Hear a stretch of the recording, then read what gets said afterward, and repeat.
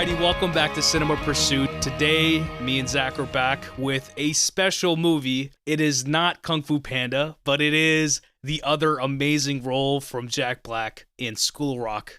Zach, give me some memories for School of Rock. Yeah, so I went back and found my IMDb and saw I first logged it in 2015, but I know for sure that's not the first time I saw this movie. This is a movie that the DVD was about at every person's house that I ever went to, that it was something that was constantly on TV, something that if you happened to be with a bunch of family, maybe my cousins or something, and the parents need to put on a movie to calm us down, that would be a movie. It's something that has been in my life so long that I really can't remember when I first saw it, but I've seen it a ton. I even went as far to see this on Broadway when I was in New York.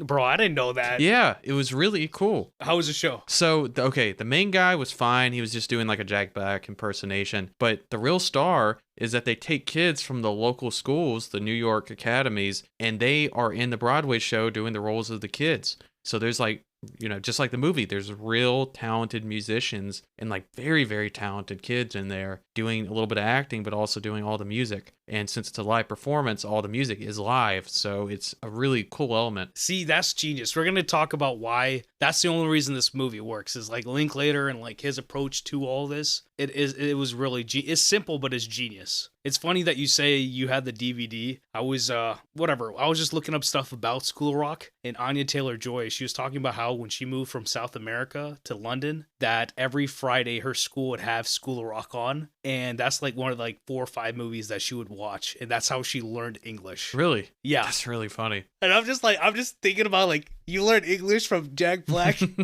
Makes sense. What was your memories of this movie? I didn't have the movie or anything, but I, like you said, same thing. I have always watched this movie. I don't know the first time I did, but it is an important movie to where it's like, it's a stop and watch movie. Meaning like, you walking through the room and they're like, oh, School of Rock's on TV. Like, let me stand here for a minute. Let me watch this. And then like you slowly sit down like, I got to finish this now. It's one of those movies. And that's why I definitely seen it quite a few times. Like, it's a movie that you can like just watch with your family and always have a good time with it. I don't think there was a time where I saw the movie fully besides the last few years. I did watch this last year and I was like, oh yeah, it still hits. It still hits so well. It really is the perfect TV movie if you think about it, because those first like 15, 20 minutes are pretty inconsequential if you've seen it before. So, and what do you do most of the time when you're like catching a movie on TV? You're not really watching from the beginning to the end. You're flipping channels. So it's a great movie to just flip in and you're like, oh, this is the scene where Jack Black talks about the man,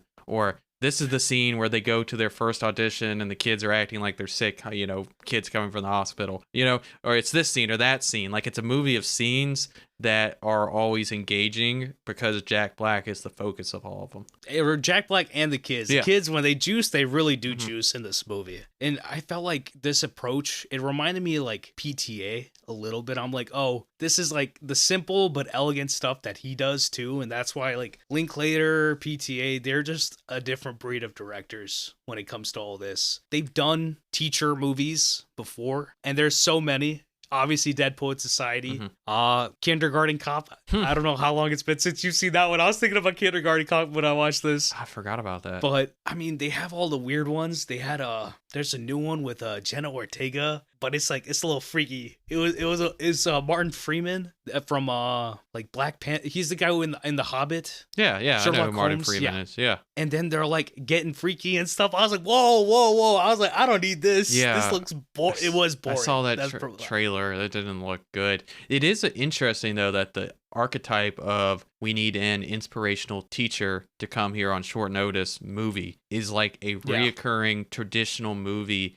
that when they get the right actor is like always top notch. I'm talking about like recently The Holdovers, like you said, Dead Poet Society, School of Rock, and there's other ones too, of course. If you think about it, Whiplash is almost an inversion of this, right? Yeah, I think this one might be the corniest one, but it also works. If it was corny and it didn't feel genuine, it wouldn't work. And I think that lays on Jack the most. I don't think it is corny because of how genuine Jack Black's performance is. Like, now that we know Jack Black, this is who he is. He's not portraying anything differently than like the type of person he is in this movie. Put it this way, you know how I was talking about how if you read in La La Land, if you read Seb on the paper, he was like kind of cynical. Yeah. But for this, it's like Jack is being Jack, so it's like it doesn't come off that way. It just comes off as being passionate, having the juice, like actually caring about what's going on with these kids. And I think, like you said, these school movies, like the school teacher, like this teacher coming in and having this important, like little short amount of time with these kids, it's like a subgenre.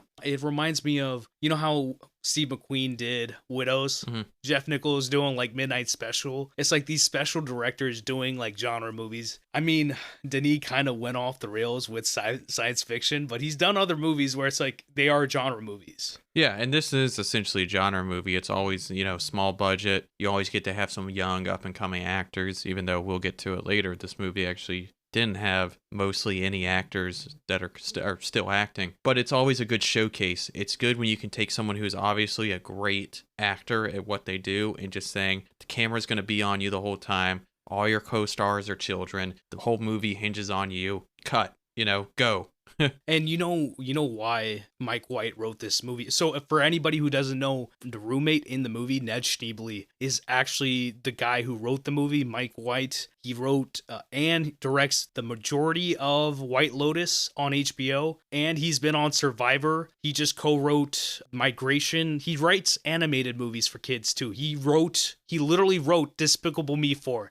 Tell me why I'm not going to go watch that movie because of this, man. That's what I was thinking. I was like, all that being said, I think what he did with this script it's really special because Jack Black was someone he actually knew in real life because they were like roommates or neighbors, something like that. And he wrote the role for Jack. Yeah, and you can see that when you just look at the performance too, that all the little mannerisms that Jack has is written into the character. It's a synthesis of Richard Linklater knows that Jack is going to act this way, and then Jack is acting this way, and it gives more credence to his character not being so. The thing about Jack Black is that his character doesn't have anything underneath that makes you worried, and he does have ulterior motives, but nothing that makes you fearful for him, fearful if he's going to screw over the kids, fearful if he's going to maybe get them in trouble or get them hurt. He's just very pure, even though he is just trying to make rent. He's pure about it. He's open about it. He's not hiding that.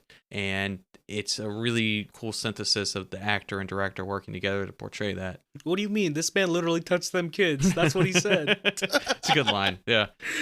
I remember this time when it hit, I was laughing too hard. But I mean, so Rolling Stone had is essentially a article that came out for the 20th anniversary. That's like just everybody getting interviewed and they kind of intercut it together. And Jack is talking about how Mike White and Linklater did not get along. He's like, it was oil and water because Mike White's script is like, I told you this before, it's 111 pages. So it's supposed to be like 111 minutes of a movie, but the movie's 90 minutes. And in the script, at least, he doesn't get the call in the script till page 30. And that's 30 minutes in the movie, or at least in the script. But in the actual movie, it's like 5-10 minutes when he gets the call and he like gets to the school. That's Linklater just being like, why do you need this? Like, this doesn't make sense. Take this out. So he edited Mike White properly in all the ways that it matters. And that's something that a smart director or even a writer knows to do, is get to the juice of the movie. Okay, if you want the movie to be timeless, if you want it to be rewatchable, even if you want it to be good, cut out the parts that aren't, worth watching. Like,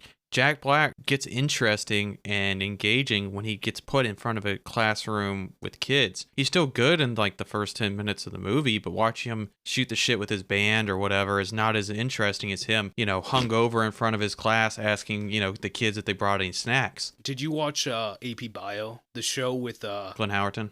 Yeah. Yeah, Did you ever watch I never that? caught it. So it's literally that first scene of him in the classroom, but it's the entire show that's that. So it's a good show. There's a lot of shenanigans in that show, but I love this a lot more. And you're talking about how it's a timeless movie.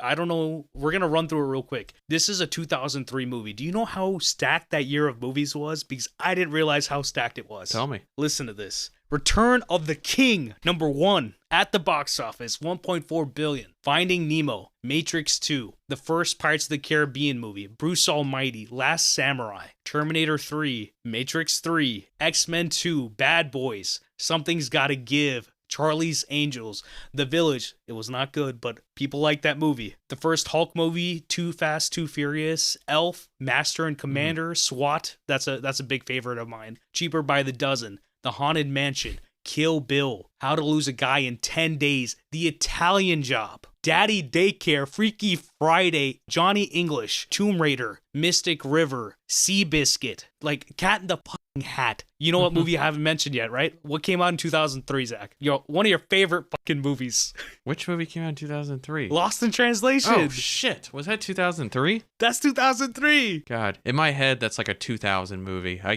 That's funny. You're right, though. That year, funny enough, you list all those movies. That year had a ton of entertainment for like the age groups of like 10 to like 14. Maybe shift that around a little bit. Like tons of that kind of like adolescent movies that you really don't see as much anymore. You see a lot of movies for very young kids and a lot of movies that are for their parents maybe that kids can also watch. Those movies, like some of those like Johnny English are just like feel like directly aimed at that group. That middle school, maybe upper elementary school group. I was just surprised. I was like, and I didn't even cover all the movies. Like those are just like box office movies. I'm sure there's plenty more. And I was like, oh, we had a good year last with like 2023, but that's a stacked year. It is. Like like some good movies, some great movies, but it's like there's a lot of that stuff that's still around. They're still trying to make that Margot Robbie Pirates of the Caribbean movie still. Or Iowa Debris from like The Bear. Her name was being thrown around now, so I was like, okay.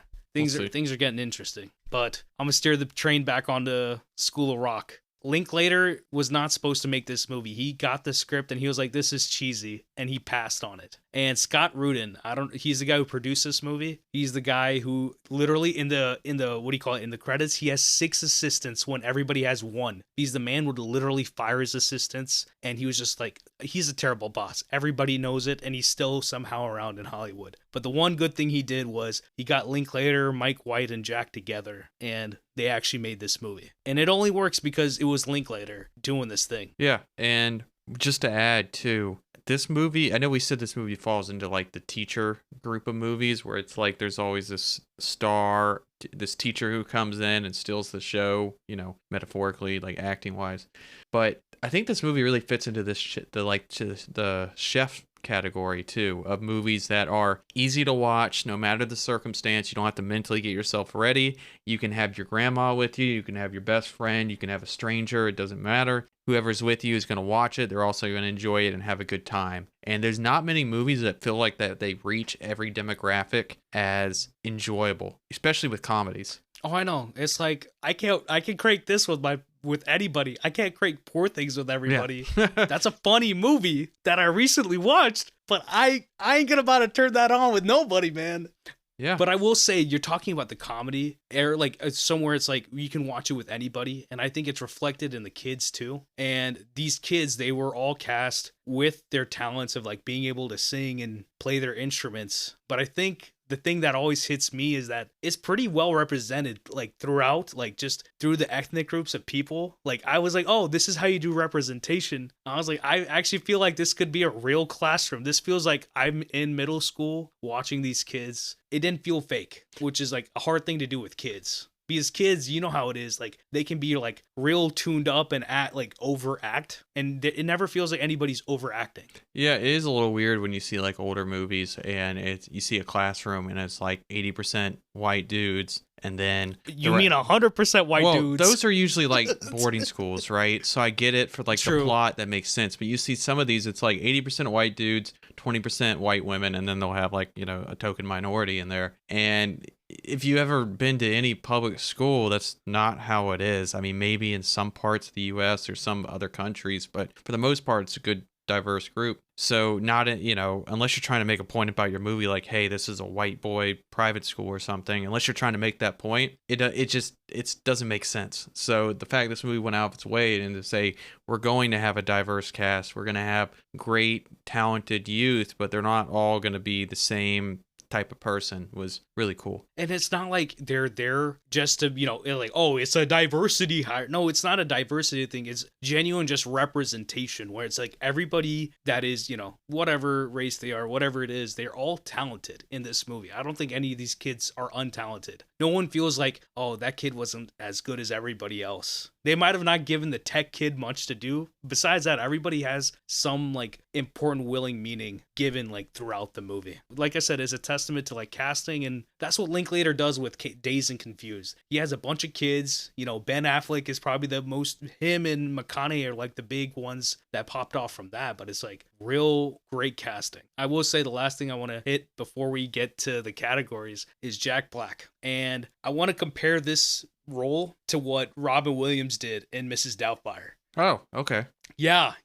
You wasn't thinking about that. No. I was like, yeah, because that's the thing. Like in that movie, Robin Williams is on the entire time when he's with his kids, because when he's playing Mrs. Doubtfire, he's kind of making the jokes, doing all that stuff. And then when he's like at his show, he's also on with like the puppets and all that. And one of the kids that I think it's the oldest son, the actor that plays the oldest son in Mrs. Doubtfire, he was talking about how he had gone to his trailer, to Robin Williams' trailer, and just saw him. And it looked like he was just like in a depressed mood or something. And he was like, I didn't understand it when I was a kid, but it's like this, like just being there and having to be on the entire time must be so draining for him. And it's like, he always, obviously it's Robin Williams, he always delivers, but it's like, I think there's a cost to doing it. And Jack Black with 20 kids is a crazy thing to do, but he shines in this movie, and it's hard to have someone who does this, right? Besides Robin Williams, maybe like a Jim Carrey. Who else can do this? Well, that's what I was going to say, is that I can't think of a specific movie to compare it to, but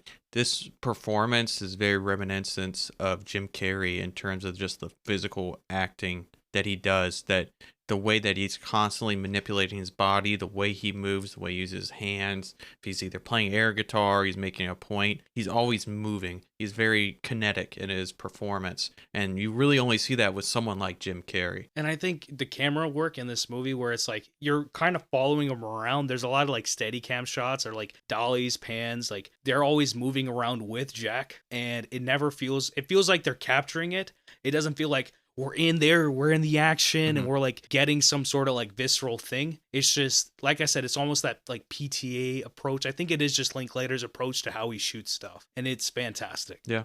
And the sad thing is that 20 years later, people, I don't know where it's gone. We rarely see it. It feels like people are shooting A shot, B shot, coverage. There's no art to what they're doing. And it's sad that has to be the thing. Yeah, I think, again, to go back to The Holdovers, is a good example of how you don't need flashy cinematography to have good cinematography. And I think this movie is another example where there's only maybe one or two shots in the movie I would describe as flashy. For the rest of it, it's pretty standard, but it's not that A-B back and forth shot. There is movement. There's maybe some slow pans in. There's maybe some decision making on what angle they're going at to each kid, what angle Jack Black's being looked at. So those decisions are made. They're just not in your face. It's not like it's Euphoria, And it doesn't feel stale because they're in the classroom a decent bunch in this movie, right? But you don't get sick of the classroom in any way. Yeah, the classroom's supposed to be a character in these type of movies, and they did a really good job of making it feel and look like what you would expect out of an elementary school classroom. And it's not static either. It's dynamic. Stuff gets moved. Stuff gets placed around. Kids are interacting with stuff in the room. Too many of these movies, everything's just window dressing. You never see anybody look at it or interact with it. This movie, they do a really good job of just showing a living space. And they use the front and the back of the room. Sometimes they only show you the front of the room, but they use both sides. And I love the line where they're like, oh, like, you three, soundproof the room real quick. And that's just Linklater literally being like, oh, how would no one like know that they're doing this in the classroom? They have to have soundproofing. We never see them put up any soundproofing. He just has that line in there, and we're like, okay, cool, that works. Yeah, there's never That's enough for me. There's never any sort of soundproofing that you could really do to stop that. That wouldn't be completely obvious. But that was Linklater saying, okay, like this is a movie, but we will give you a explanation to why no one's noticing this. I was reading one of his interviews and he was just like, I'm trying to make the internal logic of the movie consistent. And I was just like, oh yeah, filmmakers should be doing this more. And it's like, it's sad that I'm like, oh yeah, like he's doing the bare basic to make us feel like this makes sense. But I mean, Linklater's a goat, man. Yeah, I think you only need to do the basics, right? Like, if I'm watching a comedy movie, I already have a suspension of disbelief. You just need to just throw a bone, not make it too, you just got to, Obvious. maybe wink a little bit at the audience, whatever you got to do. You don't have to explain it all. That kind of defeats the purpose of what makes a funny comedy. But you just like that, or the older teacher hearing and calling the principal down because she thought she heard them playing music. Like, you do a little thing like that, so then you get that credibility with your audience, like, hey, like, I know this is a thing and I'm acknowledging it, but we're not going to make this the crux of the movie here. I was surprised this man was just like, oh yeah, he's like, God, like, he's like, kids, she must be on crack. I was like, wait, what the? I was like, what the hell? I was laughing too hard. Okay, you got anything? But I will say, yeah, go ahead. The last thing is that I think this movie, like, I don't think about this stuff when I'm usually watching this movie, but I was getting deep with it. Is that this movie ends up being a good analogy for what it means to be like an artist, like have an art and like be passionate about it, because it doesn't always mean that you're gonna be successful. Because Jack Black in this movie is like 33, 34, bumming it pretty badly, not having any sort of success. But then he does work hard and he loves what he does. And he ends up finding these kids randomly and he pushes them into greatness because of a passion that he has. And he gives them that passion. And it's like, this is kind of a real thing. Yeah. And so we know this guy from high school and he's a teacher and we had seen him randomly in downtown or somewhere. And I just remember him like talking to him and he's talking about his kids in his class. And I was just like, this man is overly excited, overly passionate for the art that he does.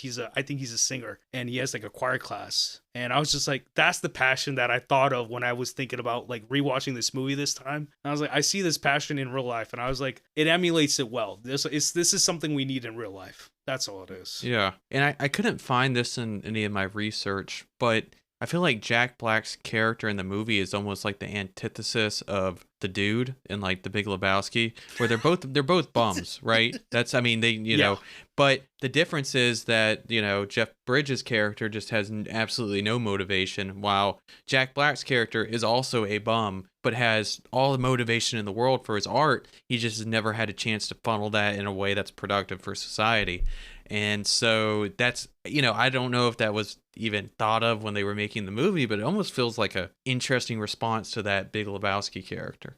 And like I said, it's a thing where it's like art imitating life. That's what it definitely feels like to me, where it's like you can definitely be an artist and have, a good career, and you will never have accolades. You're not going to win an Oscar, but you're going to touch a lot of lives in a good, like in a wholesome way. It's like Mr. Case, right? That man, I literally never played a sport in my life, but that man, I will never forget him because that's the effect a good teacher has on you. Yeah. It's like it matters, and it's like it's not like he was giving me or he was giving life lessons, but it's not like we were worried about his class or something like that, or it wasn't class oriented. That's why these teacher movies are so powerful, because I would say most people have had at least one teacher in their life that has impacted them in some way and shaped who they became. And the reason these movies always resonate is because they call back to those feelings that we've had when you've had that teacher, when you've been in that classroom and you're like, oh yeah, this person is like changing how I think about things. They're challenging the way I used to see things and they're inspiring me to be better. And that's really rare. And these movies, that's all these movies are about. Someone who's, except in this one, Jack Black's learning about himself as well.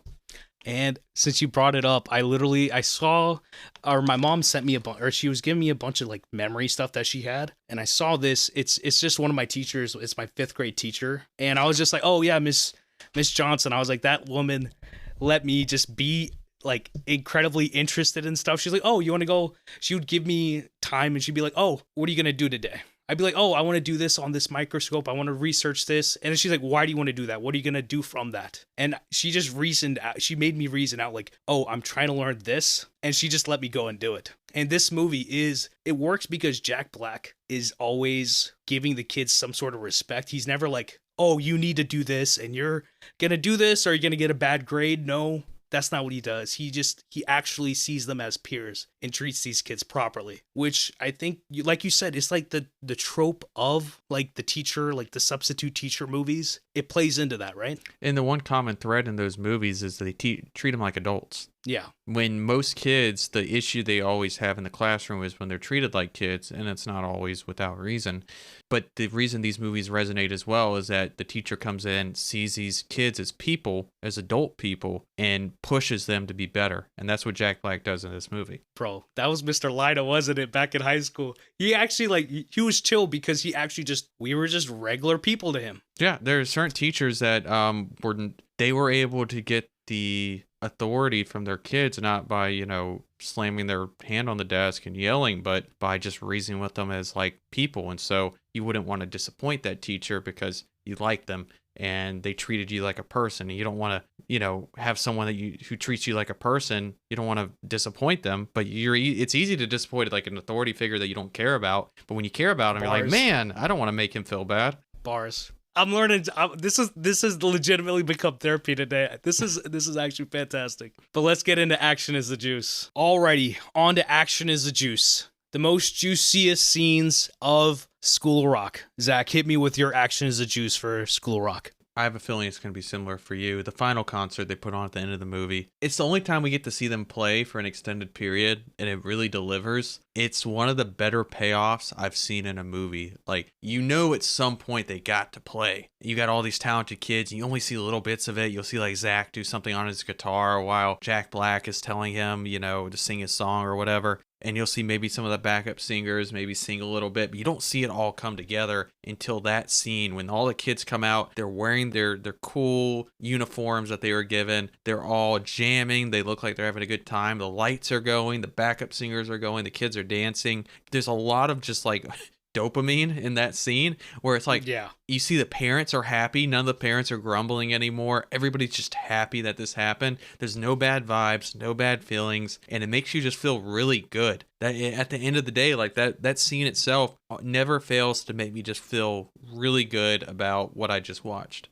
And the high right afterwards with the whole scene in his apartment where he's like teaching the kids, which is, we're gonna get into that in the later. Oh, the final scene, like the credits. Yeah. Oh yeah. The end credits. Yes. I had someone be like, "Oh yeah, like I always rewatch the end credits." I was like, that actually makes sense because it's fantastic. And that scene, I don't know what it is. I think it is fantastic. I was thinking this movie is like, it's Dead Poets plus Rocky.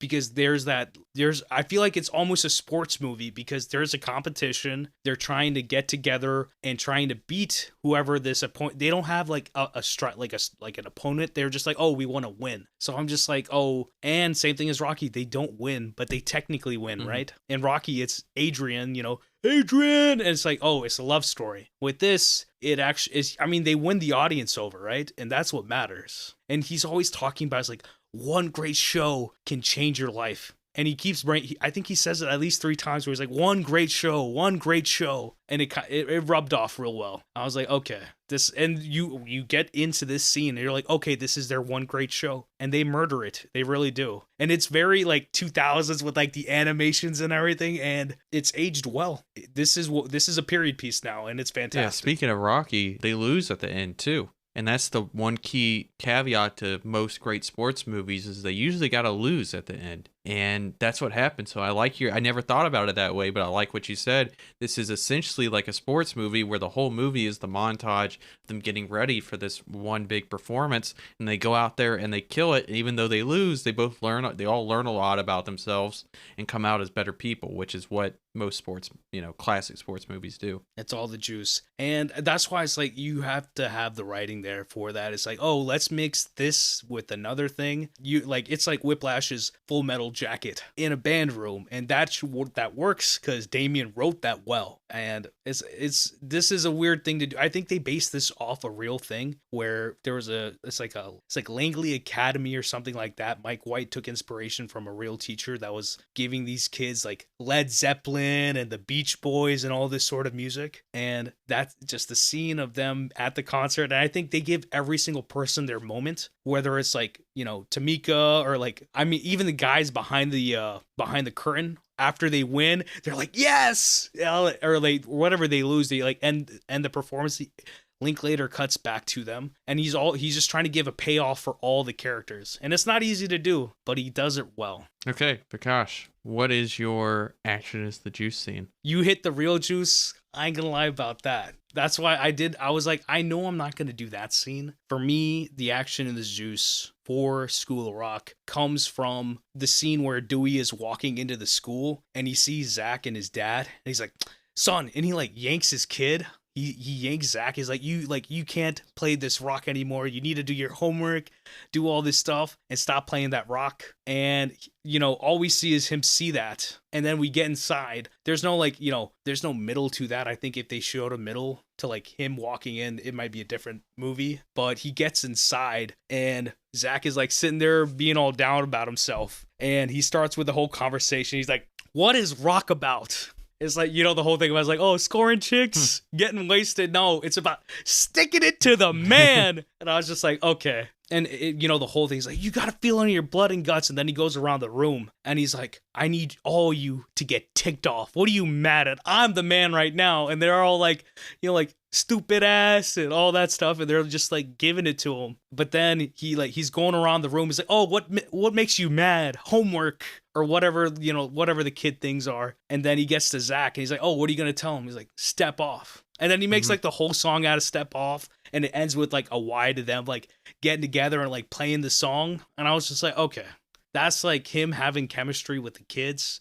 Like I told you, he treats them as peers. They're not someone he's looking down to, and he's trying to get them to engage. He gets them to engage. He gets the disrespect from them properly, and then he gets them passionate about what they're doing. All that being said, he actually helps Zach, the home life problem that he's having. And you could argue that for like Tamika too, you know, the whole thing of her being shy and like, you know, the whole fat phobia thing. And I mean, there's a lot of passion in this movie. But that scene has the juice because it's fun, and it also packs that, you know, underlying meaning of like helping Zach trying to rebel and be passionate about what he wants to love, which is playing the guitar. Yeah, you're right. That's probably Jack Black's character, Dewey. That's probably his best moment in the film in terms of like teaching the kids and giving to them. He really gives Zach the confidence he needs to be himself and maybe stand up to his father. And that's a really important life lesson that he was able to give him.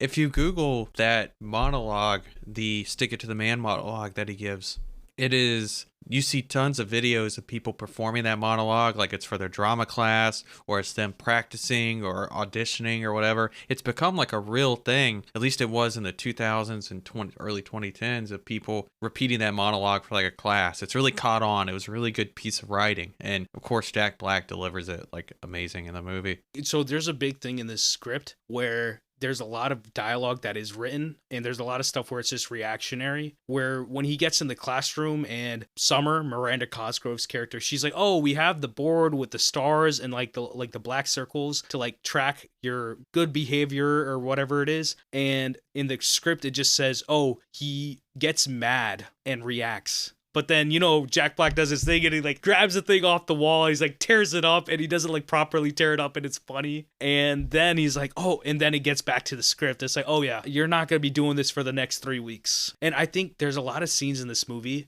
where they either don't use a script, or it's Jack Black and Linklater just, they're ad-libbing, or they're, you know, they're just making up stuff, and it sounds better. It sounds more concise. It's faster. It's quippier. It's more compelling. I will say, I'll add a mini scene real quick, is when they play Zach's song. He's like, he gets to class, he's like, no more secret songs. And then he like gets around. He's like, okay, you do this. Okay, now we need the vocals, girls. Okay, give me like a ooh-ha or something. And then they're just like jamming out. And I was like, oh, this is simple. It's elegant. And it's just, you know, you're following Jack Black around doing his thing as Dewey, and you're just seeing them vibe out. And that speaks to Linklater's, you know, his whole career is that his best movies are the ones that you're just vibing with characters. I don't want to hate on, like, you know, Where'd You Go, Bernadette, and all these narrative movies he does, but I think it's just he's, as an artist, he's not made for stories per se. If he has a story, it should be like this. It should be lean and mean. Yeah, I mean, I'm sure there was a lot of improvising on the Before trilogy, Before Sunrise, Before Midnight, etc. But yeah, the scene you're talking about with Zach, you know, showing his song and basically Jack Black helping him build all the other parts of the song he needs. I thought that was going to be the one you picked, because honestly, that was my backup. Like, that one is really engaging as you're watching Jack Black put together an impromptu jam session and showing you really the mechanics of building a song, taking the lyrics, getting, you know, the drums to do what they need to do, getting the background singers to do what they need to, get the beat, the bass to do what he needs to do, the performance of making sure that you're moving and you're not staying stiff. All that is conveyed in that scene by Jack Black just trying to throw this together because one of his students wrote a song. It's a really, really great scene. I think it's a good thing because it's like the sensei is there, like the coach is there, but he's just telling it whatever he's telling all the team players what they need to do. And it's directing. That's what it is. It's like he got the song, he got the script from the writer, and then he's like, okay, everybody, y'all do this. Okay, this is, oh wait, no. Do that, but like do it a little higher. And it's like all the little details of what Jack's doing in those scenes is fantastic. The editor, Sandra Adair, she was actually talking about how if you have a guy who is doing a lot of improvisation, or if you don't have multiple cameras and they're doing one thing this like all the time, you can't cut it together because it's like, oh, this shot, like this whatever take is different, and then like the 20th take is different. But she was like, oh, Jack Black, every single take, whether he's, you know, going off the rails, doing all this crazy stuff, this man was doing the exact same thing every single time. Imagine having to do all this stuff again and again and being that good at it. And I think this is one of his best performances, right? Yeah, I mean, it makes sense too, because the only way you could give a performance like that over and over again if it was at some point natural to him, right? And Jack Black, he's acting, but he's also doing Jack Black, and he's doing a fantastic job of it. So it definitely makes sense. He's hitting that Tenacious D without being like super, super hard in the paint, because like Tenacious D, they go hard. Yeah. Alrighty. Production value. So, production value. What is the most impressive piece of this film? Whether it's impressive shot, scene, moment, specific detail, where everything is in that moment, nothing is left on the sidelines. Zach, what is the production value from School of Rock? So I usually like to use this category to talk about one specific aspect of the film, maybe like the set design or the clothing choices or lighting or something specific. I want to do something a little different. I want to talk about one specific scene, the Legend of the Rent monologue that Jack Black gives, where he's describing his song to the kids about how he wants to sing this song about this hero who overcomes the fact that he owes rent. Yes. Basically the plot of the movie. What's really interesting is this is, besides the ending scene or the after credits scene where the camera goes back and forth between who it's looking at, this is the only other scene I can find that is an extended long shot. This never cuts. It sits. It slowly zooms out. And it's just Jack Black having to put on like a legitimate one-man show, one-man performance. He goes in and out of the song explaining it. He's playing air instruments. He's dancing. He's also never taking a breath the whole time.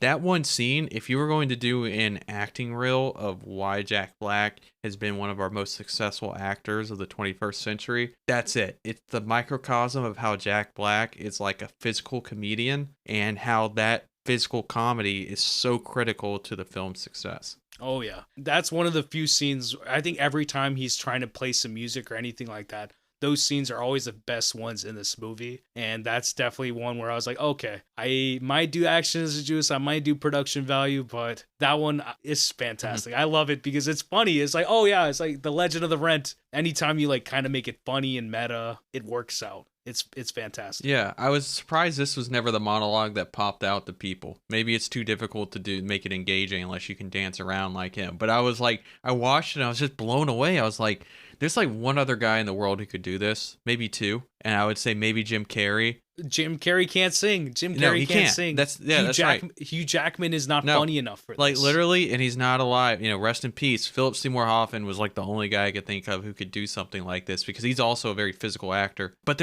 there's not many people. Like he just went up there and stole the show in that scene in a way that most of our living actors right now would not be able to do.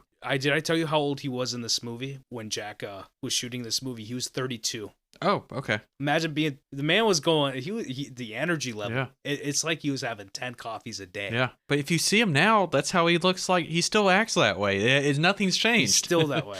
And it's like, I don't know. I just love Jack Black. And it's every time you're like, oh, this celebrity, I heard a story. They're being terrible. I have heard nothing but good stories about this man, even in real life. I think he had gone to like Hawaii or something. He and his wife are just like being super nice. They're like, yeah, we're just, on vacation. We're not trying to like talk to anybody. I hope you'll have a nice night. And it's like, he's just a genuine being just outside of it all, and it comes off on screen because I'd hope that good people get roles, because we see a lot of people who that are not good people who are always winning Oscars doing all this stuff. But I digress. Production value for me, I have to go with the first scene after he sees them in the music room where they come back to class and he's like he like gets everybody on the instruments. He's like, oh, Zach, here's a guitar. Have you ever played the electric guitar? Here. And then he gets Lawrence on the piano or like the keyboard. He's like, okay, play this. And he starts vibing out with him. And Jack is just doing his thing. He's like, okay, yes, get this beat. Okay, do this.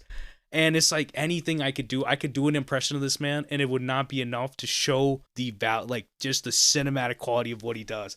And he's like, oh, hey, girl in the back, what was that big thing that you're playing? Oh, the cello? Okay, here's the thing. It's on the side. This is a bass. And you just turn it like this, and you just cello, or whatever he says. I was like, this is so funny. Why is this so good? And he just gets the whole class together, and then he's like, okay, we're gonna do this project. And it's like, it is the exposition of this movie, but it doesn't feel like exposition because he's trying to convince the class to do this, but it's like the passion of him showing everybody. He's like, oh, Freddie, get on the you do percussion, try to do this on the drums. And then he goes and murders it real quick for him. And it's I don't know what it is, like every single piece of that scene is just, it plays out so well. And it's like, oh, this is how you invest your audience into the kids actually believing like, oh, let's actually do this. And it feels passionate. This movie is a lot of passion. If Jack didn't have that passion in this movie, it would not work. Yeah. I mean, if you think about it, he's making so many choices. And we talk so much on this podcast about, best acting versus overacting. And with a lot of actors, what he's doing would look like overacting. All the choices he makes with his hands, how he modulates his voice, the moving, the dancing, the jumping.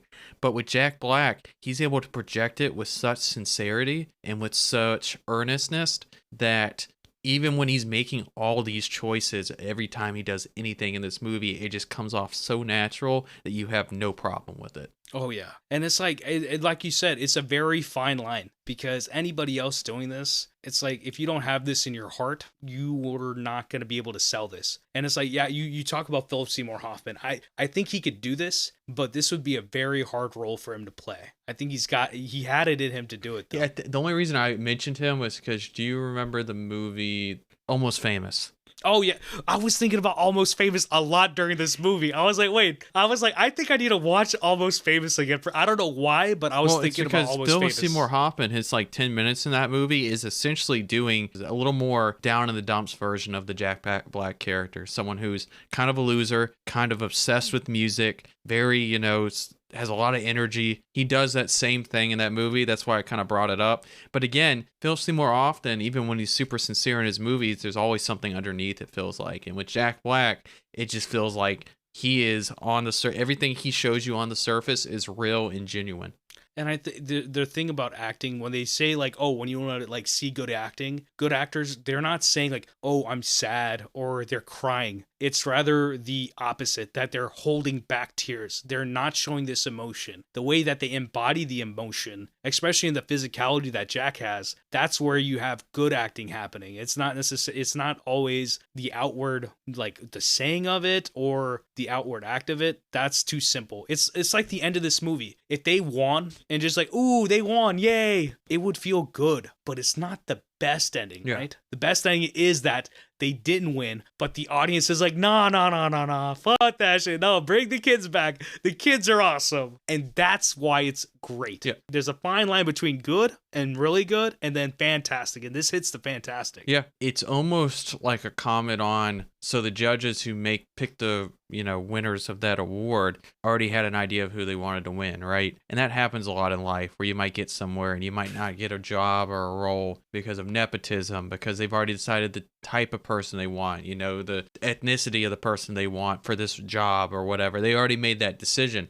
But the people choose you. You see this at a lot of into sports movies. You brought up Rocky earlier. They're chanting Rocky, Rocky, even though he didn't win the fight. Chanting Rocky, Rocky, because he went the distance, right? Guess what? Yep. The kids went the distance. That's what happened here. Yes, they did. They showed up and showed out. It was funny you're talking about nepotism. I was like, there's that line in the movie that hits so hard now, especially after like the Nepo baby stuff where he's like, yeah, I was supposed to be at the conservatory in like Belgium, but Yo-Yo Ma's little cousin, a little nepotist got, I didn't get it. So now I just teach. I was like, that line is so fire. Oh, no, he's like, that being said, if you can't do, you teach. And if you can't teach, you be a gym teacher.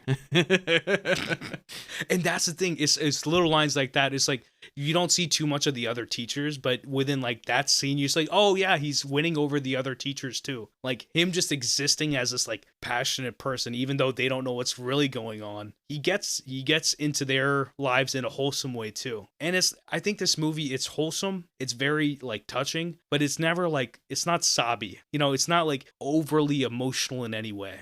And there's some, I don't know if you've seen Patch Adams. There's some movies where it's like these sorts of situations and they go straight for the emotions and they don't pack enough juice. Okay, dialogues. The dialogues that stay with you. I think this movie has a lot of dialogue, Zach. I might have gone crazy with this, but I want you to hit some dialogue that affected you really well. I think this movie has some fantastic stuff. Hit me. Yeah, I also had to limit mine, and I'm sure we're going to overlap a lot because this is a movie where so many of these lines are good, and they did such a good job, and Jack Black did such a good job delivering them. So here's 4 that I really liked. Sell Only my 4? guitars. Shoot. Sell my guitars. Would you tell Picasso to sell his guitars? Uh-oh. It looks like Mrs. Lemons is on crack, right, kids? That shit was too funny. And I was like, so he's talking about that, and then he's talking about how there's this person that he's teaching, that he's learned under, and he starts being like, oh, you don't know this person? He's doing the pretentious thing where it's like, you've never heard about this? Yeah. And he just throws it back into Mullen's face, the principal's face. And I was just like, oh, this is peak. I was like going from the crack line straight to like, oh, you don't know the guy I'm learning under? It's like, oh, we don't need that sort of like experimental learning or whatever. That's the juice. Hit me with the next one. I have a hangover. Who knows what that means? It's a funny thing just to objectively say to a group of kids. Actually, the kid in the back, the one that's doing like the security, he's actually in The Sopranos. So I low-key was laughing about that too. He's in The Sopranos. And then lastly, and this is just more on how he delivers it, where he's with Zach and he says, now raise your goblet of rock. And he's like raising the guitar pick. Yeah. Anytime I think of the movie, that's the first thing I think of. I think of that, and then I think of the I pledge allegiance to the band, and then he hits him with that salute, and I always use that gif too. I love that gif. I don't know. I've got a lot. I'm just gonna run them. If I gotta cut them out, I'll cut them out. Do we just want to read the movie script? We'll do that next time. We just gonna start a different podcast. It's called Read the Script, and then we just go through and read the script. It's like, hey, that's a really funny line. They should have put that in the movie. So we already touched on like the world, because the world is run by the man. It's like, Mullins, she's the man. I do love there's a line in like the hallway and they're like, it's like, Miss Mullins, it's like, you're the man. He's like, I am. It's like she does not get the joke at all. Okay, but let's see. The scene, like I already touched on that, and I touched on the scene with Tamika. You know, that scene where like he does give her the power to like be confident, and it doesn't take much, and that's it. That's a small scene, and it's real beautiful. I do want to touch on the scene with Mullen in the car where she's talking about like the pressures from the teachers and about how she essentially was a different person, and how because these people are doing this to her, she has to be this uptight individual, and she doesn't necessarily want to be that individual. And it's like that's like the cynicism winning over like the optimism. And I think this whole movie is about that, where it's like every single person, whether it's like the parents, all the older characters besides Jack Black, they're all in a place where they're letting the pessimism win. And by the end of the movie, your action, the juice scene, when they're at the concert, everybody kind of lets go of that pessimism because they actually see the greatness that they can get from this experiment of playing this, you know, this rock concert essentially, and just blowing everybody's minds. So it's a little piece of dialogue, but it's like, oh, you get to, like you were talking about, it's the key to unlock what this is about. And it's a very big lesson for anybody that's, you know, especially as you're growing up, that the world is going to kick you. It's going to kick everybody. But if you keep letting it win, you're not going to have fun. Like Kat will, you know, like when we're on La La Land, she's talking about how it's like, I can't take anything seriously. Don't take anything seriously. Like Jack Black in this movie, I understand he might be a bum, whatever. It does not matter to me in that sense. But it's like, as a person, I'm like, I'd love to be around that guy. That's the sort of passion I need in my life. So the next one I have, you're gonna like this one. Mike White so Ned Schneebly, he's sitting there, is Ned, Dewey, and Ned's girlfriend. And Ned is saying like, I'm not a satanic sex god anymore. I'm a working stiff.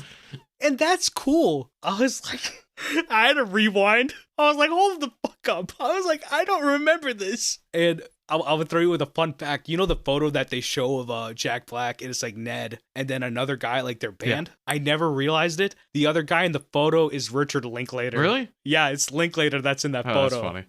Because I paused the movie, I was like, I never know who that guy is. And I looked, I was like, oh, it's Linklater. But that line, I was like, y'all make it it was so corny, especially coming from him. And I'm just like, oh, this is selling the vibe. Like, this guy's lost. Like, he's just trying to do the right thing, but he just sounds so corny. Another line that walks in with this is like, maybe it's time to give up on those dreams. I did, and things are really going great for me, man.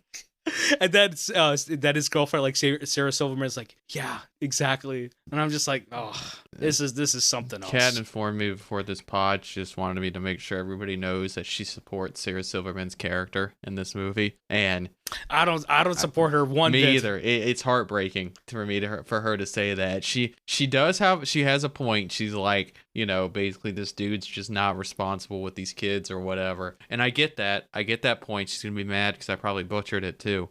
Saying that, I don't care. I don't care. I don't care. I don't care. At the end of the movie, before they go to the concert, she's like, when are you gonna stand up for yourself? And then Ned slams the door on her. He's like, I'm going to the concert. And I'm just like, oh, there you go. Now he's finally stood up for himself. And then in the credits, we see him with like the little like 5-year-old kids like learning guitar, and he's obviously still a substitute teacher, but he's also teaching the guitar stuff. Yeah. And I think that's the thing where it's like, yeah, even like just as a life lesson, that's what this podcast is. We have very regular real life jobs, but we still get to do this. And this is me and you being Dewey and Ned Schneebly. That's what it is. We just talking about movies, and we hope that people listen to us talk about movies. Yeah, they really did Sarah Silverman dirty, man, in this. She doesn't get anything to do that's not whining or complaining about the plot. And it's like, can you not give her one funny line? Can you not give her one funny moment? I think she's hilarious in this movie. I can't stand her in this. Have you seen Saving Silverman? No. It's the dude from Jason Biggs, the dude from American Pie. Mm-hmm. It's Jack Black and Timothy Zahn and Amanda Peet. I don't know if you know who she is, but she's essentially in the same role as Sarah Silverman. And I just realized the movie is called Saving Silverman, which is really weird because the two guys, Jack Black and his friend, are trying to save their buddy from this woman who is a terrible girlfriend, whatever, and it goes off the rails. But I was thinking about that movie because it just came out a couple years before this one. But yeah, I understand. I think she's funny in this movie. When we get to recasting, I'll tell you what's going on with that. You'll have an interesting one there.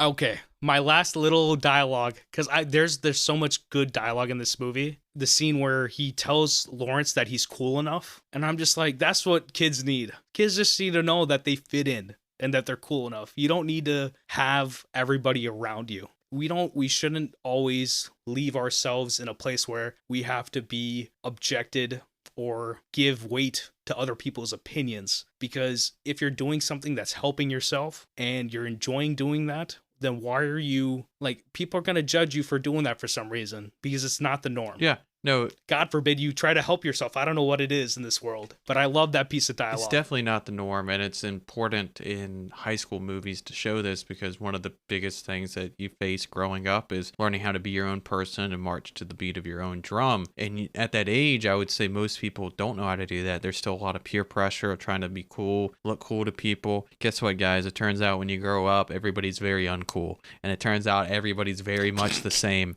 And it turns out that anybody that was cool in high school was cool because maybe they looked better or maybe they just had more friends. It didn't make them better or worse people than you, and they probably are, if you met them now, they'd probably be very similar to you, but at that time it doesn't seem like that. And it's interesting how Jack Black goes and says, hey, I don't remember what the exact scene, but when Tamika is worried about her weight, and Jack Black's like, I'm overweight, but I get on that stage and people love me. And that's kind of like with him. I'm chubby, but I'm a rock star. Well, it's kind of like, that's the same thing for when he acts. Think about it. You see Jack Black, you didn't know who he was. He would just seem like some guy, but he goes and acts. And, everybody loves him. It's an interesting idea that this movie goes into, and that line that you mentioned underscores that. Definitely. And I will end on a goofy mood. When he says, Led Zeppelin, don't tell me you've never let out the lead. Don't tell me you guys have never led the lead out. When he says that shit, I was like, hold up. It was just too funny. And a little tidbit about that. When they're actually shooting the last scene at the concert, they had Jack Black get on camera and record with the audience there and be like, hey, the guys from Led Zeppelin, can you let us please use Immigrant Song in this movie? It's like, y'all are a keystone for rock, and we need this song in this movie and he's like, don't worry about us. The movie's fantastic, but it's like, you need to be in this movie because this matters. And that we're gonna get into that needle drop. It's not really a super crazy one, but it's like 2 seconds Buddy, of Jack drop me into the Layla then. Drop me in. The Layla, the best needle drop or use to score. Zach, hit me with it. It's the Immigrant Song. So I'm glad you just told me that story beforehand. So for those who might not know off the top of the head what the Immigrant Song is by Led Zeppelin. You know what? If anybody is listening to this podcast, stop the podcast and go let some lead out, because you need to listen to Immigrant Song. It is one of the best songs of all time. So famously, if you are a movie person, you've heard it either in Thor Ragnarok. It's used a couple times in that. Famously, a cover of it is used for the Girl with the Dragon Tattoo trailer, which is awesome cover. It's the opening song for the movie. Okay. For the titles, it's Karen O of her fame for me and Zach that's singing Immigrant Song, and it is one of the best covers of a song. It's like Johnny Cash doing Hurt for 9 Inch Nails. It's that level of greatness. Yeah, definitely. What about you? But I think when it comes to Immigrant Song, it's the whole thing of him singing it, and then he's like, Gods of Hammer. And he's doing the whole motion and everything. I'm just like, Jack being Jack. And it's just, he's giving passion to the rock. And it's awesome. I will say, since we're on the Layla, I don't think I listened to a lot of rock growing up. But I didn't listen to a lot of American music growing up. But I think some of my favorite American music, like English music, is rock music. I think it's just fantastic. Where Immigrant Song legitimately is one of my favorite songs, and this soundtrack just overall is one of the best soundtracks of all time, because every single piece that they're using, whether it's the Ramones song and the montage of them learning, him sitting there watching Charlie Parker or whoever on the drums and all that, or it's the needle drops or they're like doing the riffs of like Iron Man or like AC/DC stuff, whatever it is. It's fantastic work, man. You know, Vikash knows this about me. I've never been someone who's been on top of music. I've always been behind on music. He's always had to catch me up, especially with stuff like rap. But recently, I'd say within the last year, maybe two, I've started getting really into classic rock, which was not something I heard a ton of growing up. I didn't listen to music much at all growing up. So like everything's new to me still. So I got really hard into Black Sabbath, Pink Floyd, you know, Led Zeppelin, and the good shit. That's what that is. That is the best shit. It right is. there. It's like top tier, better than anything I've heard made today. And the funny part is, now that I watch movies, or not now that I watch movies, now when I watch movies, I just see these needle drops all over the place, and I know where they're from. So in King Kong, like Kong Skull Island, when they are doing essentially the Flight of the Bumblebees, like in, you know, Apocalypse Now, when they're getting to the island, they're playing Black Sabbath's Paranoid. Oh yeah. And it is, the needle drop on that is fantastic. I don't think we'll ever do the movie on the pod, but like literally that needle drop is unforgettable. Of my computer. Bro, let's go. Let's go. Planned. That looks so good too, man. Yeah, I love Master it. Reality is one of my favorites of them. It's like one you can just throw on and just let it roll. It's fucking fantastic. And and that's the thing. Their music, it's like the production is there. It's simple, but it's so good. And I don't know how rock is now. It's not, I don't listen to too much modern rock, but like that, like, I don't know. I love a lot of like funky, like 70s, 80s music. And that's the same with like Indian music too. So I guess like the Indian music was also influenced by the American music, so there's a little bit of a back and forth there. But just to give everybody a little bit of context on this soundtrack, they have The Doors, AC/DC, Deep Purple, George Benson, The Who, Modern Lovers, Metallica, Young Heart Attack, The Darkness, The Black Keys, Stevie Nicks, T-Rex, David Bowie, The Velvet Underground. It's like, come on. Cream. Like there's so Cream's many on there too. Oh yeah, they are. For Sunshine of Your Love, that's a good one too. And I think for me, it's a hard one to pick one, but it is gonna be the end credits, the AC/DC song. That's like the first rock band I ever got into, and it's the song "It's a Long Way to the Top" if you want to rock and roll. And it's like they're doing that, and then like Jack Black's doing a little bit of his like riffing there, or he's just making up stuff at some point in the credits. It's like we still got the credits going or something, but it's like the vibe is there 100%, and it literally is just it. I think the kids were actually playing in that scene, and it's just organic, and it's just him just capturing what's going on in the room, and it's fantastic. That obviously Immigrant Song, and then Step Off, which I already mentioned in production value. This is one of the best music movies that we've had. We just did La La Land. We're doing this. Inside is coming soon from Bo Burnham. These are all very interesting music movies where it's like they're not necessarily the norm of their time, but it is real. I think this movie is like a very good curated version of songs where it's like Linklater is kind of giving you, you know, he's opening a door for people like me who are not knowledgeable about this stuff. So big ups to the Linklater, and I guess the music supervisor and whoever thought all this stuff up, obviously Jack Black and I assume Mike White. They do have the math song. That's just like, it's simple, but it's like even that takes writing, and Mike White and Jack wrote that, and it is fire. Funny tidbit for the audience. Let you back behind the curtain a little bit.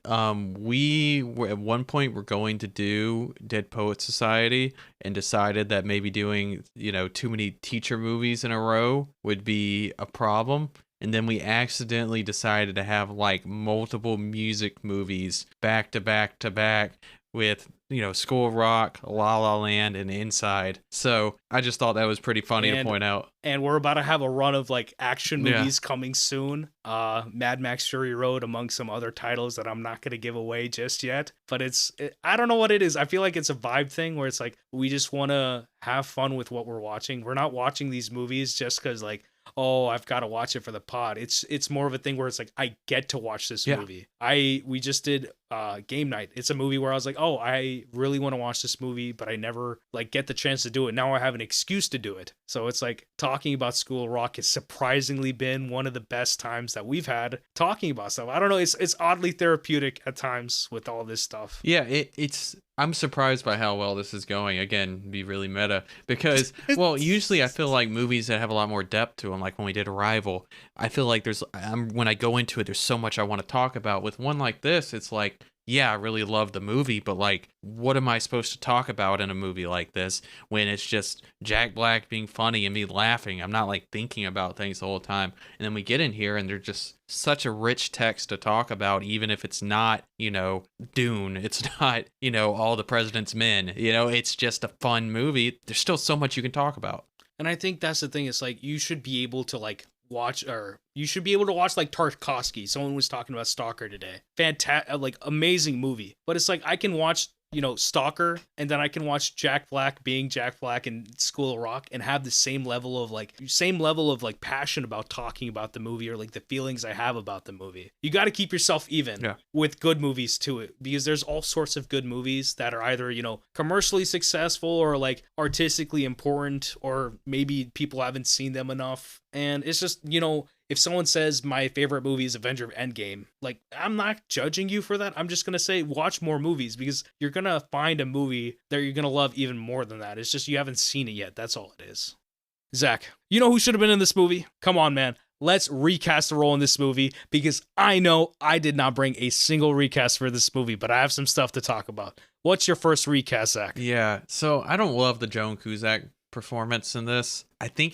But I will say she's a bit like how Crispin Glover was in Back to the Future, where it feels like she's doing a different performance than everybody else. I think she's trying to meet Jack Black's energy, but it's so weird and off-putting at times. Sometimes it's funny, but sometimes it's just like she's doing it at an 11 when it really needs to be at like a 6. It's hammy, yeah, right? It's a bit hammy. It's hammy. It's hammy.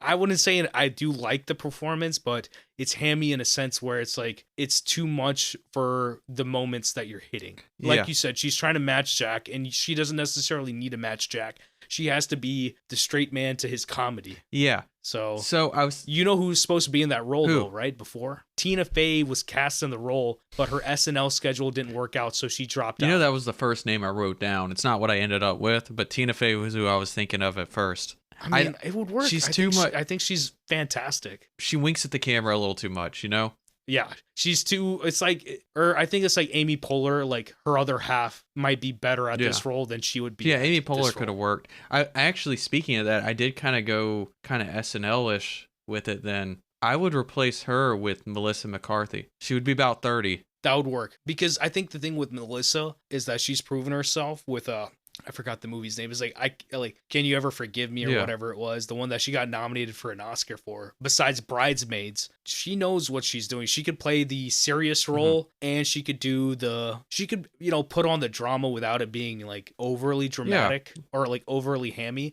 which she's done the hammy stuff. I mean, like, she can do both. But if you've seen Tammy or any of those, like the movies that she's done, stuff like that, she's got range. She does. I mean, I'm thinking more like Gilmore Girls in a way, which is around this era. No, for real, where it's like she's no. That's true. I was just talking about Gilmore Girls with somebody. That's why. And I think she could do the thing where she's like has these little kind of explosions like Joan Cusack has, but also is able to play. She's really good at playing stressed or overwhelmed in movies. And I think she could have pulled that off with a little more natural, being a little more natural about it than what was originally done in the movie. So that would be my recast. They were supposed to like be a couple or something. They were supposed to kiss at the end of the movie, like Mullins and Dewey. They were supposed to be like a thing. I thought they would be a thing. I thought that's kind of. I know they don't go into it, but I assumed they were a thing after the movie ended. Yeah. Besides the little encounter she has backstage. Oh, that's true. Actually, I did forget about that. So maybe not. That would be actually funnier. Yeah. No, it was. It really was. Like I said, I don't have a recast per se for the movie. I was thinking like there's a very select few actors, especially of like a younger age, that you could put in movies like this. I was thinking of Julia Butters from Once Upon a Time in Hollywood. she could be in this movie, but I mean, even then, it's like the kids that they have, they feel like real kids. There's no like artifice of acting with a lot of them, even though some of them, like Miranda Cosgrove, she's obviously, you know, gone on to be an actress full time. These other kids really haven't, have they? No, for the most part, they haven't. There's been a few, like you said, Miranda Cosgrove. I believe Veronica Alferbach. Only person I recognized was a girl from if you ever watched Are You There Yet? She's the sister in Are You There Yet and Are You Done Yet? Oh. That's the only one I really recognize. Oh, actually, my mistake. It is Rivka Reyes? Rivka? Yeah, Rivka. Yeah, she's the one who's on TikTok. Yeah, so it wasn't Veronica. It was her. She's still doing some small acting. Yeah, she's the one who's on base in the movie. Yeah, and of course Mike White, but all of them are the adults. That doesn't count, I guess. The rest of them aren't really acting. Bro, you know, in my recasting, what I wrote down, what I'm really salty about this. In the script, there's an Indian kid. There's a kid named Anuj in this movie. And I'm just like, where's my Anuj? Y'all couldn't find a brown kid that plays an instrument? I might not play an instrument. Like, I choose the film path.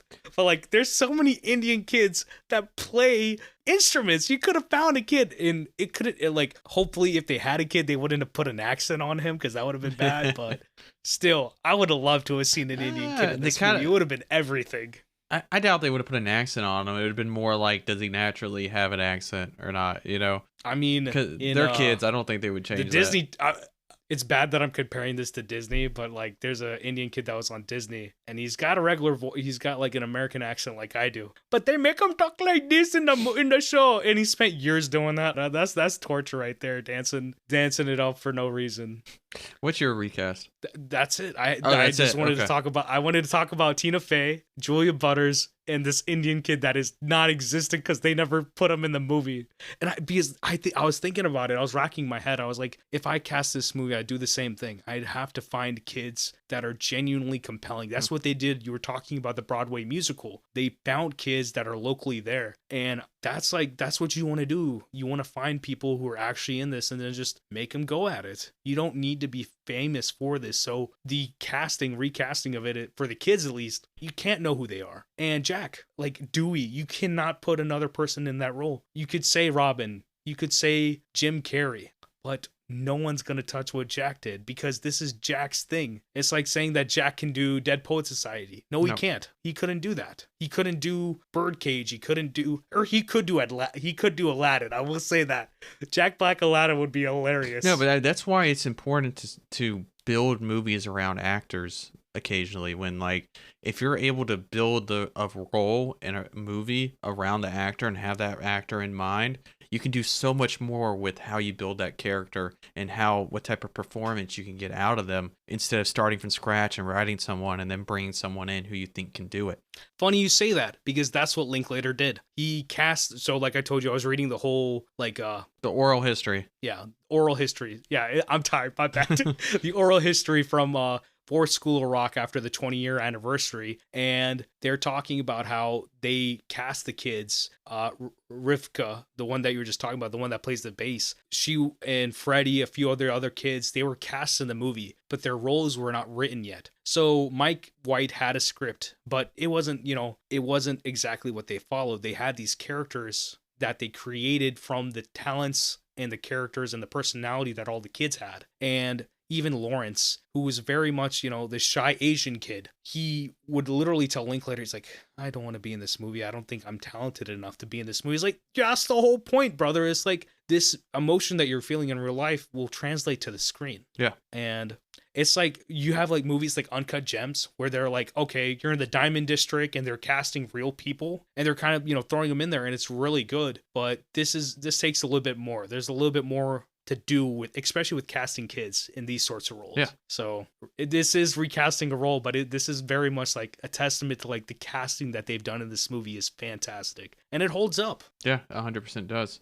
That being said, we talking about recasting a role. I couldn't recast a role. I couldn't recast a hot take either. Zach, hot takes. Give me a hot take that you have. So, I'm having more and more trouble with the hot takes with these movies I like. So this is more like a nitpick. And I don't even know if this is something that you're even going to have any context for, honestly. But I'll talk about it. So after Tamika shows him how well she can sing, you know, that scene where he's like, hey, you got to sing if you're going to actually be on stage, and she belts out a song. The homework he gives her to listen to is Dark Side of the Moon by Pink Floyd, which is pretty famously an album with very little vocals in it. I love it. It's probably my favorite album of all time. Like, no joke. And he tells her to listen to the lyrics on Great Gig in the Sky, which is just the lead singer just singing with the highest octave his voice can go to. But there's nothing in that I would say that would lyrically translate to what she can do and needs to do in this rock band. That is like alternative, almost experimental, but definitely progressive rock. And what she needs to do in this band is sit there and sing backup singer. So that's my nitpick. That's my hot take. That was weird freaking homework. You should have gave that to the guitar, to Zach, the guitarist, or maybe to the drummer or someone else. I think it's hilarious because he was only, you can literally see he's down to 2. Yeah. And then he's like, Dark Side of the Moon. I was like, wait, bro, this, like, now that I think I probably heard Dark Side of the Moon, like, back in high school, like 2013-ish was the first time. But, like, every time I see it after that, I was like, bro, this does not translate. I feel like there's no, like, this does not match up. It's probably, I'm sure it's a joke. That's the whole point. Is like, he's just grasping at, like, he's got nothing to deal with. Like, he just has 2 CDs, and it's not like you can tell a kid to, like, go on YouTube or, like, Spotify or Apple, whatever, to listen to music. You can now. Yeah. But it's like, it's 2002, 2003 in this movie. And that's a good reason why this movie works, actually. It's probably a good joke, too, that I'm sure every person who is, you know, big rock person probably had that CD. So you're right. He got to the bottom and he was like, here you go. I didn't think of it that way, but that would make, I'm sure it was meant to be a joke. And in that respect, it's funny. Yeah. I don't even have a piece to say. It's like, for me, it's like, I don't have a hot take about this movie because usually something will percolate and it's like, oh, this works or this doesn't work and it's aged bad or something like that, or I don't agree with this. I agree with this movie and I agree with the philosophy of this movie extremely well, and I'm not going to complain because there's nothing to complain about. I know, I assume that if Kat was on here, she would have been like, Sarah Silverman's character was right. That's exactly what she'd be saying. No, she was not. Yeah, she was very adamant that she sides with the Sarah Silverman, which I know when you're going to listen to this, Kat, that is probably the lamest thing you've ever said to me. I love you, but please don't side with her. Please have fun. Jack Black is fun. We're siding with him. I understand he can't pay his rent, but I'm like, I'll Venmo the guy a little money. That's what her biggest problem was, too. One of her biggest problems. He couldn't pay his rent. She doesn't like bums. Damn, she married one, though. I'm joking. I digress. Damn. Let's get into the Oscars. Okay. Salute. So, the Oscars, Zach. I mean, this is 2003. We spoke about, this is the Return of the King year. We're going to talk about this later this year when we do Lost in Translation. But this movie, did it deserve any Oscars? Like, what's the situation here? Have you looked at the leading actor in a leading role? Oh, so we on the same page? Yeah. So the actors that were nominated this year, Best Actor Oscar, it's Sean Penn for Mystic River, Johnny Depp for Pirates of the Caribbean. Right? What? Deservedly, but I never in my life knew he got a nominee for that role. Like, that does not seem like a role it's fantastic. For that, right? I love it. And then it's Ben Kingsley for a movie, I don't even know what it is. Jude Law for some movie called Cold Mountain, not to be like an uncultured swine, but like the movie, first of all, I've never heard of the movie, number one. Number two, it's been 20 years and I've never heard a single soul talk about that movie, and I live and breathe movies. So that's a legacy thing. So Bill Murray, Lost in Translation, nominated, right? Yeah. So who we subbing out? So, because I think Ben Kingsley, the GOAT, Jude Law can go. Yeah, no. Jack should be in there. No, you're definitely not taking Sean Penn out because that was a good performance in Mystic River. You're not taking, even though my daughter's in there. That's not funny. Actually. That's not funny. I was laughing, but it's like, that's actually like, that movie hits. I know. Hits. It's a lot of acting. I mean, it's good though.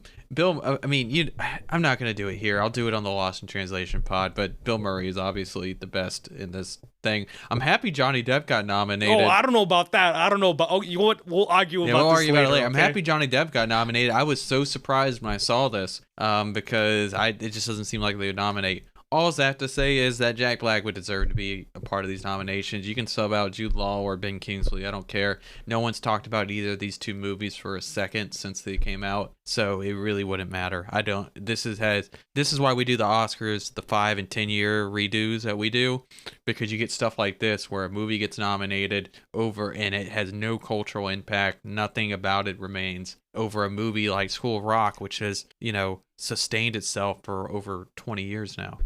Like Cold Mountain was nominated for, I think, at least 1 or 2 original songs. So that has not aged well. School of Rock has at least a couple original songs. School of Rock should have been nominated, at the very least nominated, if not winning. Yeah. There. I should have started with this, so apologies. School of Rock did not get a single nomination at the Oscars. It did at some other smaller award shows, but at the Oscars, it did not get a nomination. They should have at least gotten like a SAG, like ensemble cast nomination, because this is a fantastic ensemble. Do you want to hear, like, off the cuff, like, what the Best Picture nominations were? It's pretty good. Yeah, there is Lord of the Ring 3, Return of the King, Lost in Translation, Master and Commander, Mystic River, and then Seabiscuit? It's so random. From Kathleen Kennedy and put in some work. And her husband, I forgot his name. Frank Marshall. Yeah. Who are like, Spielberg's like co-producers, like literally the second biggest, or both of them put together are like the biggest couple of like producers of all time. But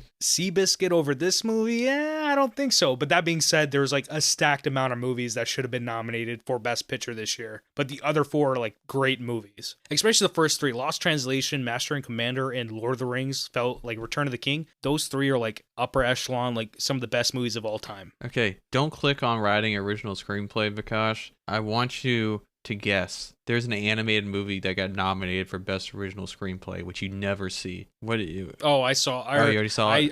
It was the second highest, grossing movie that year. I'm guessing it's Finding Nemo. Yeah, it got a nomination for original screenplay writing.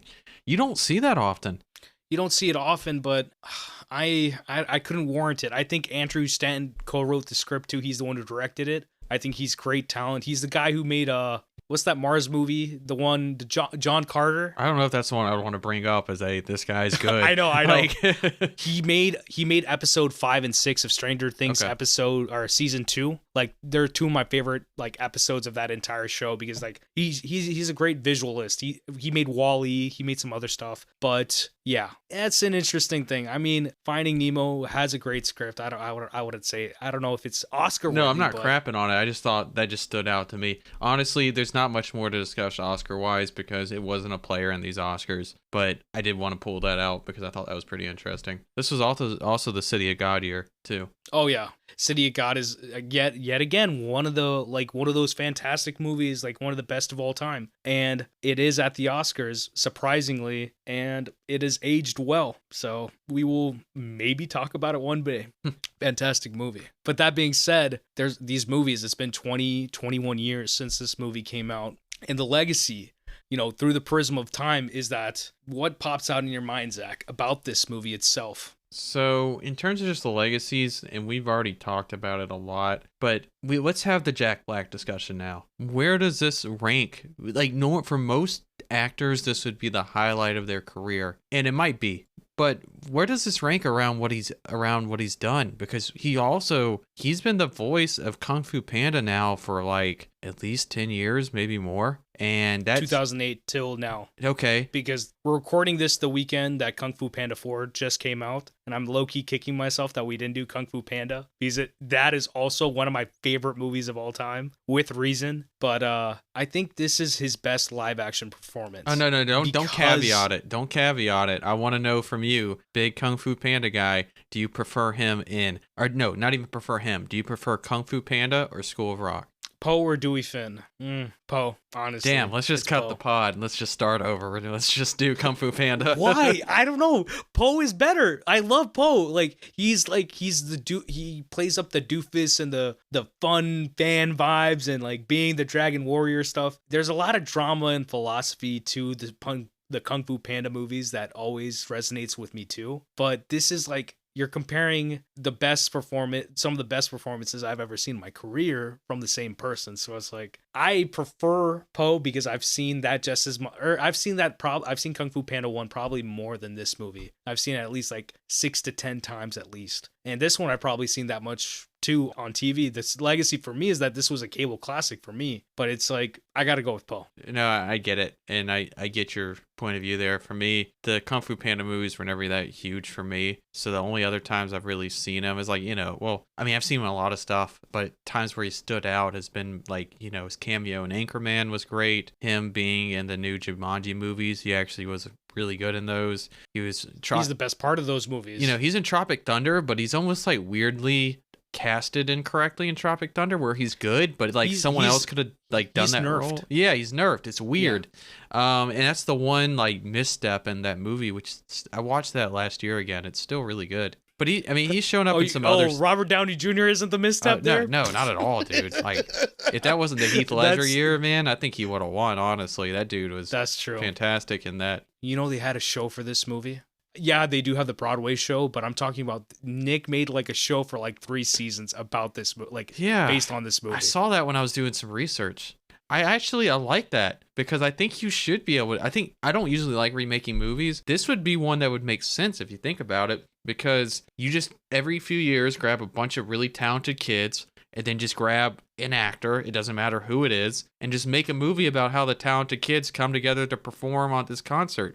You could just keep redoing this every 10 years, and guess what? People would come watch it. It'd be really good. It would actually be a great time. That being said, they were supposed to make a second movie. Like Mike White had written, or at least he had made plans for a second movie, where it's like School Rock 2 America Rocks, and Dewey would be taking like his summer school students on like a road trip, like a rock and roll road trip across the country. And it was something where it's like Linklater and Mike White had like creative differences or something, and they just couldn't, they couldn't do it. Like I said, Jack Black was like, oh, it's like water and oil. Like they could not mix, and I understand that. I think Mike White, I think this movie works because of Linklater, but Mike White's, contributions are obviously unmissable in this movie. Yeah, it took a while for Mike White to start to get his flowers, but after doing White Lotus season 1 and 2, and people seeing just how good he is at character work and developing characters with interesting motivations, and then you go back to one of those older movies that he wrote like this, and you can see all of that in Jack Black's character, where he puts so much thought into what motivates him, what drives him, what missteps he has, what character flaws. He's thought about all this when he's written the character, and yeah, just from looking from the future to the past here, you can just see that. I mean, I'm looking into the future now. Despicable Me 4, written by Mike White. I will be there opening weekend. When is that coming out? This year? And I mean that genuinely. I will see that movie in theaters. I saw the first 2 in theaters, and I was like, oh, Mike White's writing this? Now I'm excited, because I don't know. Those movies hit too. And Mike White obviously has a talent for, like you said, good character work. It could be, something that's, kind of for the family. And then he also does the adult stuff with White Lotus. And that's what you should be. You should try to hit all the things that you can. And he's obviously done it. He's a very surprisingly illustrious guy himself. Because I was like, this man's been on Survivor. Like, why'd you go on Survivor? I was like, but it's like, he probably just wanted to do it, and he did it. And that's kind of awesome. Do you think just to touch on the kids oh wait, that sounds wrong. Yeah, don't do that. I was about to say, just to touch on the kids real quick. Yeah, go ahead. I don't want to touch no kids. So just to catch up with what the child actors. So everybody in this movie, all the kids were roughly like 10, 11 years old. So they're all pretty much at the age that Jack Black was at when he shot this movie. That feels weird to say. Yeah. But most of them, there's a couple of them. Rivka Reyes, she's the one who's she's on TikTok. I followed her. I had no idea who she was, and I just realized, like I said, within the last couple of days, I was like, she's the girl who plays the bass in School Rocket, and that's fantastic. Got the kid who's like doing all the design stuff. He's also a country singer. He's on TikTok. That's like too. The kid from Moonrise Kingdom. I just found him on Twitter one day. I didn't even know who he was, and. Bro, send me his Twitter. He's funny too. I'll do that. He's really funny. But he's completely. I don't think he's acted again since the movie. So it's just like he's just a cool dude who just has this little following because people knew him from that movie. But I think the legacy for these kids, or for these adults now, is that a lot of them are not actors, but they're still musically involved. Like Tamika, she's in real life, she's a singer too. And I think it's just fantastic to see that these kids are still, that I think a little bit of this movie has like given them the opportunity to follow their artistic dreams. Because it's like, oh yeah, that's a kid from like School Rock. Like, oh, let me listen to their music. And it's not necessarily a bad thing, but it's like, it's a stepping stone into them just trying to work on their own art. And obviously, you know, Miranda Cosgrove, she actually leaned into the acting, and she's, one way or another, she's been pretty dang successful. She's the kid she's the oldest child in the Despicable Me movies still. Yeah. Those checks are fat. I'm sure they are. Steve Carell doing the voice like this is making a lot of money. If you haven't already, go check out the 10-year reunion for School Rock on YouTube and just get a glimpse of these kids vibing out. It is fantastic, and it's just the wholesome vibes you need. Vikash is right. We both watched it before this pod, and you can just tell how much respect and love they have from Jack Black, and Jack Black has for them, just by how they're all interacting on stage up there. And you also can just have more evidence that Jack Black is just playing himself in all these movies, and he is like that guy, because he's up there, and it's like I'm watching the movie character. I'm watching Dewey again. It's incredible. So yeah, take your time after this. Go watch it. It's 10 minutes. It's worth it. I highly suggest it. So MVP. I'm gonna say this I'm gonna say mine before you say yours. MVP, who put their team on the back. This movie would not be the same if they weren't in this enterprise. Mine is Jack Black. And I just wanted to say that Jack Black plays himself to an extent, but throughout his career, he's done that, but it never feels disingenuous. And it's never like, oh, I'm watching Mark Wahlberg be Mark Wahlberg in a Mark Wahlberg movie. Yeah. It's never that. No, it's never. He's always has a lot of passion behind it.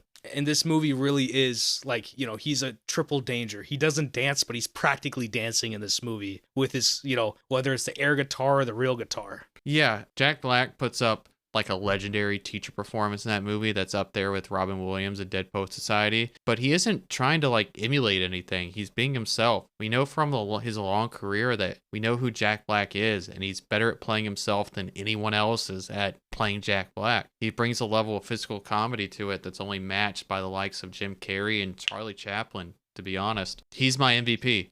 So I think just for MVP vibes for Jack, it is the simple things.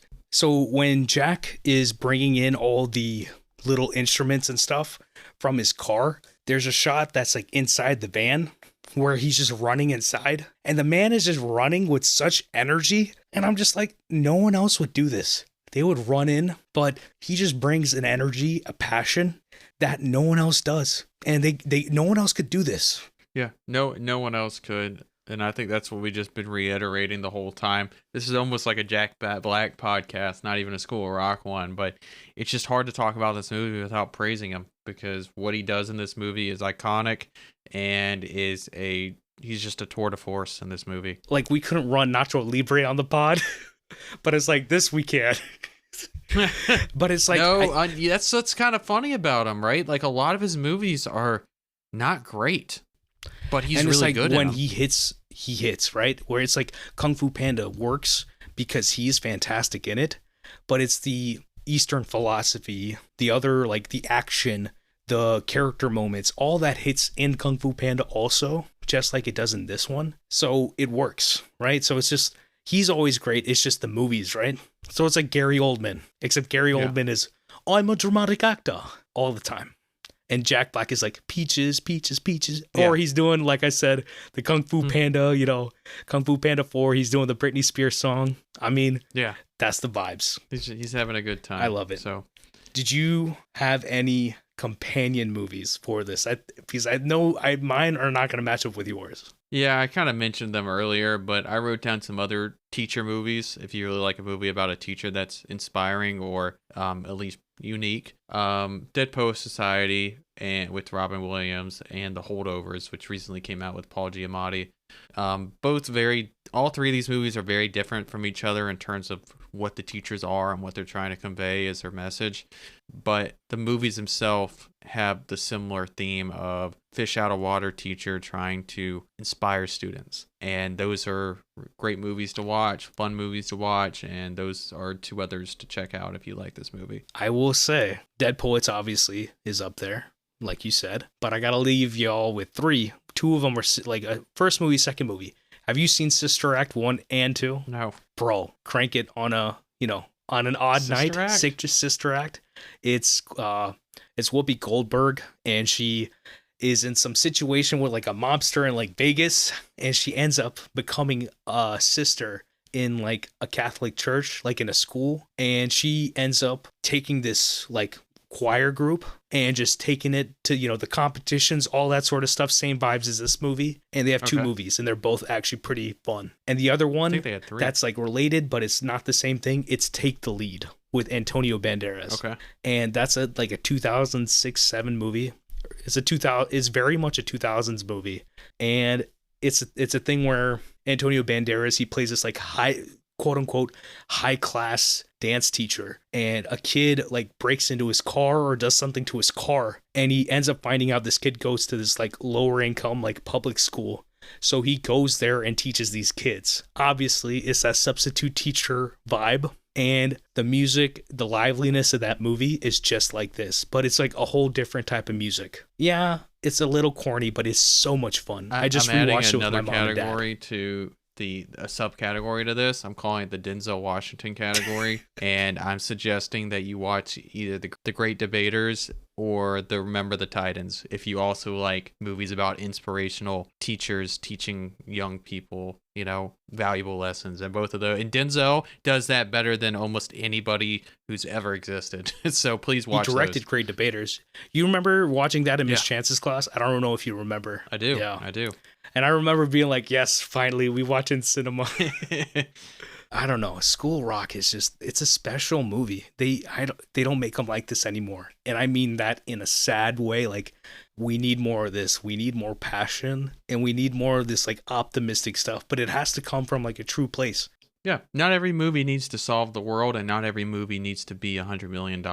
You can make movies like this. They can be good, and they can be successful at the same time. So this and Bad News Bears, they both match up to be Linklater's biggest budgets, $35 million. But this one actually made money. This is $35 million on like... And $34 million of that was to get the songs they used in the movie. Pretty much. I'm just kidding. Pretty much. But that's the thing, is like, they made it. And I think this is the only time, or it's one of the few times that Linklater went into a studio system and it paid off well. And we can see a mirror of that with PTA in that new movie, right? They've given him $100 million, or let's say 80 million, 20 is for Leo. But it's like, what are you going to do with that chance? And Linklater murdered it. Even if he was apprehensive, his approach was fundamentally needed for this to work. So there it is. There's no better way to end this, man. We're cooking it up. We just keep going. Inside is about to be another fantastic one. And that's going to be another thing about, a person with a very direct artistic vision, musically too, as well as, filmmaking. That just really We'll hits. have Kat back I'm on excited. the pod for that one. That is her birthday movie, her choice for a movie. I know personally that is one of her favorite movies of all time, and we are going to be very excited to talk about that next time. And please tune back in. And we will be hitting a birthday movie for me and for Zach this year. I think we all have very, very interesting movies that are like they're core movies for all of us. So we're excited to get into it. We'll see y'all next time. Bye.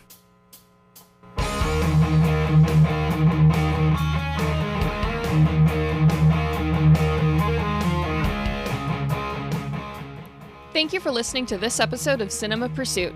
Cinema Pursuit is produced by Katie Nadell, Zach Nadell, and Vikas Patel.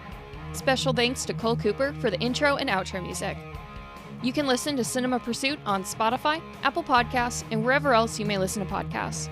Follow us on TikTok, YouTube, and Instagram at Cinema Pursuit Podcast, Twitter or X at Cin Pursuit Pod, and check out our subreddit, r/Cinema Pursuit.